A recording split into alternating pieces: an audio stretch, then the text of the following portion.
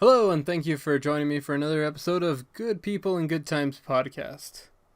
Recommendation of the day? High fives.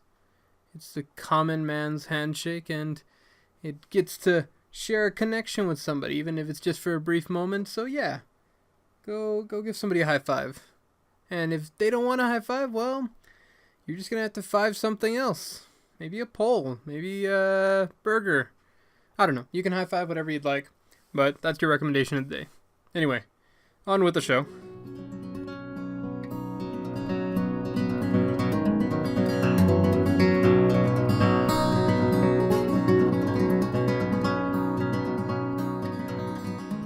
Hello guys, welcome back for another exciting, mildly entertaining episode of Good People and Good Times. It's been quite a couple of days, I must admit. I had 2 exams on Wednesday, which explains for the fact that I didn't upload anything that day when I promised you guys I'd be uploading every day. So I went back on that promise, and I shall atone for these sins of mine. Don't worry, you will get what you deserve in time. We had a physics exam, which was just a load of bollocks, if that's the correct way to use that term, and a university exam. And if you've ever taken university or any type of the intro course for freshmen coming into college, yeah, it's an easy test, but it's annoying to have to go to, especially considering mine's like at 4 o'clock, so I could be done with my day. But then I still have to go, sorry, not 4 o'clock, it ends at 4, but I have to go at 3 o'clock to that place, talk to the teacher, and she's like, okay, today we're going to be learning friendship. I don't need friendship. I got, a pillow to hug tonight. So, I don't know.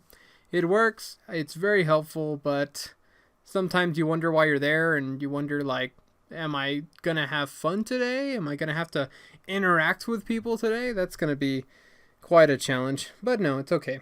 That went okay. It was just a busy day, and then today I was at school, and usually I get out early, but I have a project to turn in tomorrow, and I got half of it done. And you're thinking, half a project and you still have another half to do? Yes, I plan ahead. I made sure to give myself plenty of room, so if I mess up on anything, I can definitely ask questions. Wink. But yeah, so right now I'm going to try to get that done after I do a quick episode, maybe an edit, and hopefully upload 2 of these today to kind of make up for yesterday and to kind of get me back on track with everything.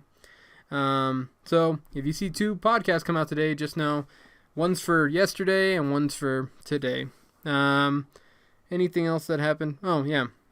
What I wanted to tell you guys was that my school, the one I went to high school with, they're very much into STEM learning. And if you're not too sure what that is, that's just basically like any type of learning that involves science and math and engineering and, just it's basically the science fields, the STEM units, and it's fun, but they definitely need a lot of help when it comes down to trying to, set up and make these events possible. Because the whole idea of STEM projects and learning and everything is to engage with the younger crowd and try to get them interested in STEM, because most of the time when you think of like science and math and engineering, at a young age, it doesn't interest you as much. Maybe you want to be like a fireman or, a donut. Some kids want to grow up to be a donut, and that's awesome. I can't do it. I hope they can. But basically, you want to try to offer something to the kids so that way it's more entertaining for them. They can have a good time. They can, experience the environment of STEM, experience how science can be a fun thing, how it's not boring or scary. And, it's a great experience. But the only pet peeve I have is just, to make these events possible, you really need to give it your A game as far as bringing everything together, setting up experiments, and making sure they're set up for the next crowd of kids to come in. I don't know if any of you guys are in the business of trying to present to multiple people in a crowd, for a convention or whatever have you. You know that to reset and to give the same presentation over and over again, unless it's just audible, meaning you just talk to them, it's kind of hard. And especially for science, because all these kids want to see oh, is the robot gonna do a walk? And it's no, kid, I have to charge the battery and then the robot can do a walk. So calm down, give me time. Anyway, that's it's it's such an aggravating situation because you got these kids who don't understand like how to be patient, and you want to give them the best experience possible. So you know what? Every time I go into these events, I go in so excited. I go in like, all right, I'm going to be there. I'm going to help out. I'm going to do my best and make science fun. And I want to maybe see those kids, their faces light up and encourage them to go into engineering. And there's always a point, it's between, I'd say like 15 to 20 minutes in, depending on what project I have to present, that I need to reset. So I need to like get my stuff back in order, put everything in the correct position, get all the equipment set up, and then after the equipment's set up, then I can present.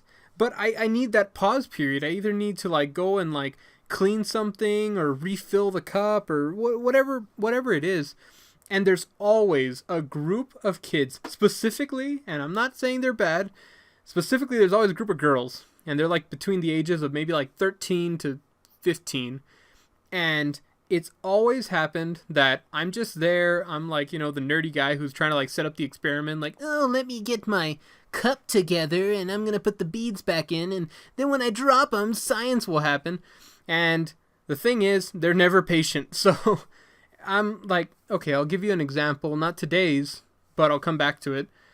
We have this thing called the STEM fair for my school, and I was taking physics, so I was in charge of doing a physics-related project, and the project I'm given is that you have a cup, and it's called the chain fountain, and inside the cup is a bunch of, like, beads in a chain, and it makes, like, a long chain of just, like, beads, and what you do is that you let the first part of the, like, strip, the end point, you let that spill out of the cup, and as the cup's pulling down the beads, it's picking up speed and momentum, and it's increasing in momentum.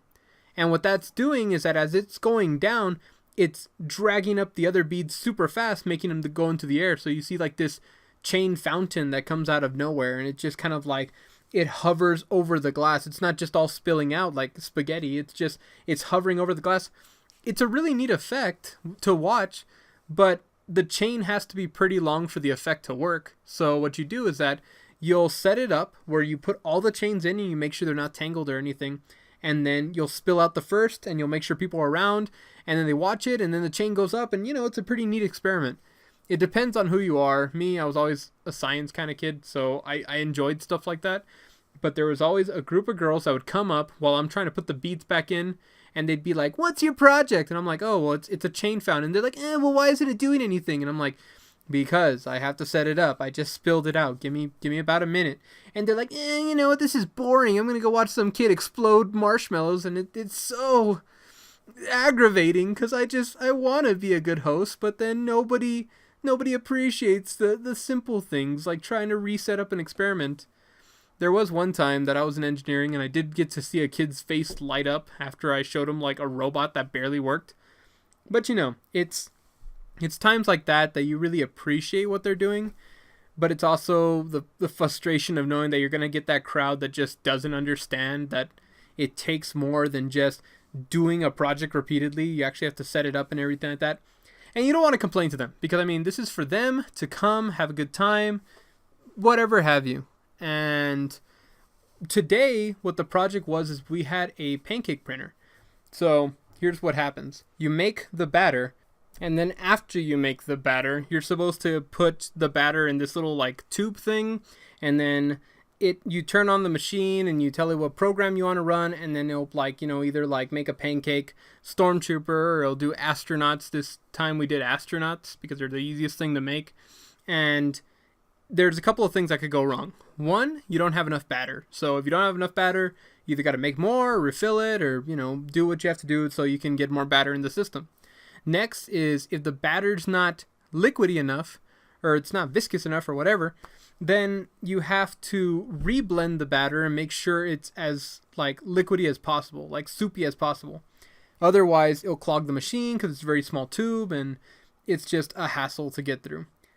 Also, sometimes the batter might get in the valve that's pumping in air to push out the batter once the machine's on. And if that happens, you got to clean out that tube. So there's a couple of different things that could just not go as planned when you're trying to make pancakes in the form of, you know, ducks. Okay? You think, oh, it's just a duck. It's just going to make a duck shape. That shouldn't be too hard. It is. Okay, so back off, Larry. I'm sick of your stuff for not waiting. Anyway, and like everything was going fine. I had my partner there and my, old teacher. He came and, everything's going fine. Then I have to do the project by myself. Everything's going fine. The batter was mixed. It's all going okay. And then I made another set of batter and poured that in, and it clogged the machine. And there were these two girls waiting for a pancake, and I'm there. I'm trying to, I said, give me a second. I got to remix the batter. So I put the batter back in. I add more water. It's too soupy, so I have to like remix the batter. And then I kept trying it, and then trial and error, and it wouldn't work. Sometimes it'd get like halfway through the design. Sometimes it would get like barely start the design, and it would stop on me. So I kept telling him like, just give me a second. I'm gonna try to work this out. But thanks for waiting. I'm trying to crack jokes like, you like jazz, and it's not working because they're like 12. And then slowly, as I'm getting the machine more and more set up, and the fair's coming to an end, the crowd gets bigger. Everybody's like, oh, did you see this? They made pancakes out of robots or whatever. And, more people are coming.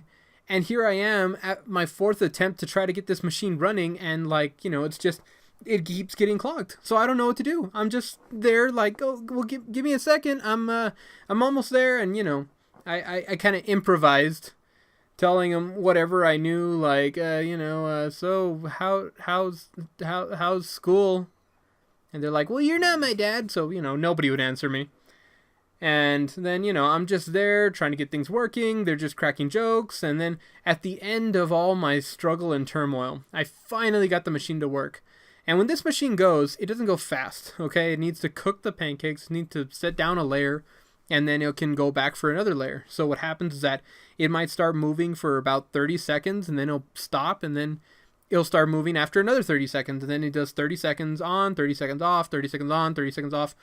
So it can be a kind of boring process waiting for your pancake to get made, because you just have to like wait as this machine's trying to like layer on all the pancake batter. And then at the end of all this, when I finally finish it, when I finally get my little baby astronaut and say, here you go, please enjoy, then the girls are like, why don't you just do circles? Circles would be faster. Why are you doing astronauts? And I'm like, oh my god, you don't get it, you people. But anyway, that's my only problem. I guess somebody got a pancake. I guess they enjoyed that. That was good. Anyway, if you can sympathize with me, that's amazing. If you can't, if you're the people who say, why is my pancake not done? Why are you making it into astronauts? Just give me a pancake. I can understand. I mean, it's fine. I guess sometimes when people are presenting, you think that they're going to present smoothly, and when you're at both ends of the spectrums, you both feel like they're not doing their job, and then you're the other person, you're like, they're not waiting properly, and it's fine. It's interesting to deal with a younger crowd because you get to see that mentality come out. But then it's also like, well, I guess it's going to be one of these days. Thanks, Barbara. And, it's fine. I understand. I was at that point many, many days ago. But, it happens. I hope that these kind of experiences can still be enjoyed, even though probably the look on my face is like, I guess I got to keep cracking jokes until these kids get their pancake and then their parents pick them up. But it was fun. It's a blast. I love going back to all these kinds of events, and if they put me to do more pancakes or chain fountains, I'm more than glad to be a part of it. But it's just knowing that I'm probably not going to be the most popular guy in the room. It's always going to be the kid who's exploding marshmallows right next to me. But that's just a little tidbit of my day. I know it was another one of those one topic kind of episodes, but if you bared through all this and you enjoyed it, then thank you. And I'll see you guys tomorrow. This should be going up today. Okay, I'll try to put this one up in the last episode so you can enjoy both of them, or you can enjoy just one of them. I don't mind. And yeah, leave me a comment, leave me a like. Do neither, because, who leaves likes? Who wants to go back to their liked page and see a bunch of videos that people just told them to like? So yeah, you don't do that. You be your own person. If you want to leave likes, then leave likes. If you want to leave, trails of bunnies, then do that. I'm not here to judge. I'm just here to give you my personal day and opinions and maybe give you company. So thanks for giving me company, and I'll see you tomorrow, guys. Bye.